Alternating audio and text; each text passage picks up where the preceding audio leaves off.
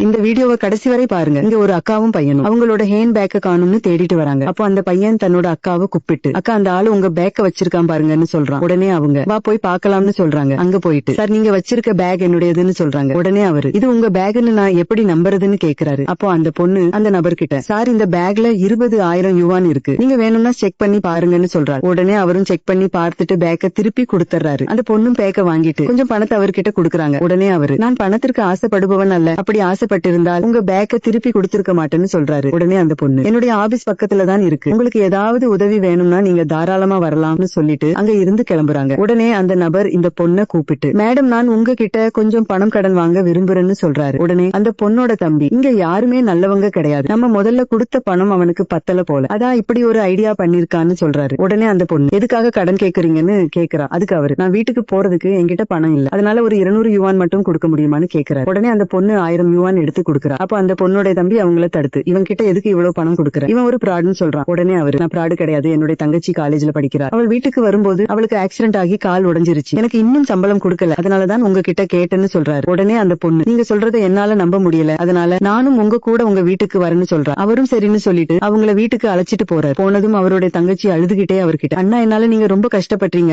நான் படிக்கிறத நிப்பாட்டுறேன்னு சொல்றா. உடனே அவரு கோவப்பட்டு எதுக்காக நீ இப்படி சொல்ற, உன்னை விட்டு எல்லாமே போனால் உன்னோட படிப்பு உன்னை கைவிடாது, நான் என்னோட சொத்தை வித்தாச்சும் உன்னை படிக்க வைப்பேன்னு சொல்றாரு. உடனே இந்த லேடி அவர்கிட்ட சார் இது என்னுடைய சிறிய பரிசு, இதை நீங்க வச்சுக்கோங்கன்னு சொல்லிட்டு அங்க இருந்து கிளம்பி போறார். அந்த கிப்ட எடுத்து பார்த்தா அதுல நிறைய பணம் இருக்கு. அப்படியே 5 ஆண்டுகள் கடந்து போகுது. அப்போ இவருடைய தங்கச்சி இவர்கிட்ட வந்து அண்ணா நம்மளுக்கு உதவி பண்ண அதே பொண்ணு வெளியே இருக்காங்கன்னு சொல்றா. உடனே 2 பேரும் வெளியே போய் பாக்குறாங்க. அந்த லேடி ரோடு சுத்தம் பண்ணிக்கிட்டு இருக்காங்க. உடனே இவரு அவங்க கிட்ட போய் மேடம் என்ன உங்களுக்கு ஞாபகம் இருக்கா, நீங்க அன்னைக்கு கொடுத்துட்டு போன 20 மில்லியன் யுவான் வச்சு என்னுடைய தங்கச்சி உடைஞ்சு போன கால்ல சரி பண்ணி அவளுடைய படிப்பையும் முடிச்சிட்டா, இன்னைக்கு நாங்க சொந்தமா கம்பெனி வச்சு ஒரு நல்ல நிலைமையில இருக்கோம்னு சொல்றாரு. உடனே அந்த லேடி ஆமா இப்பதான் எனக்கு ஞாபகம் வருது, உங்க வளர்ச்சியை பார்க்கவே ரொம்ப சந்தோஷமா இருக்குன்னு சொல்றாங்க. உடனே அவர் இது எல்லாமே உங்களாலதான் மேடம், சரி நீங்க ஏன் இந்த வேலையை செஞ்சுட்டு இருக்கீங்கன்னு கேக்குறாரு. அதுக்கு அவங்க என்னுடைய பிசினஸ் லாஸ் ஆகிருச்சு, நிறைய கடன் வந்துருச்சு, அதனாலதான் கம்பெனியை வித்துட்டு கடன் எல்லாத்தையும் அடைச்சிட்டு வயிற்று பொழப்புக்காக இந்த வேலையை பாத்துக்கிட்டு இருக்குன்னு சொல்றாங்க. உடனே இவருடைய தங்கச்சி ஒரு கார்ட்டை எடுத்துட்டு வந்து கொடுக்குறாங்க. அதை இவர் வாங்கி மேடம் இதுல 20 மில்லியன் யுவான் இருக்கு, இந்த பணம் எல்லாமே உங்களுடையதுன்னு சொல்லி அவங்கள்ட்ட கொடுக்குறாரு. அதுக்கப்புறம் அவங்க கிட்ட மேடம் உங்களுக்கு கல்யாணம் ஆகிருச்சான்னு கேக்குறாரு. அவங்க இல்லன்னு சொல்றாங்க. உடனே இவர் உங்களுக்கு ஓகேனா நானே உங்களை கல்யாணம் பண்ணிக்கிறேன்னு சொல்றாரு. அதுக்கு அந்த பொண்ணும் சரின்னு சொல்லிடுறாங்க. செய்த உதவியை மறக்காம இவர் செய்த செயல் உங்களுக்கு பிடிச்சிருந்தா இந்த வீடியோவுக்கு ஒரு லைக் போட்டு கமெண்ட்ல சூப்பர்னு கமெண்ட் பண்ணுங்க.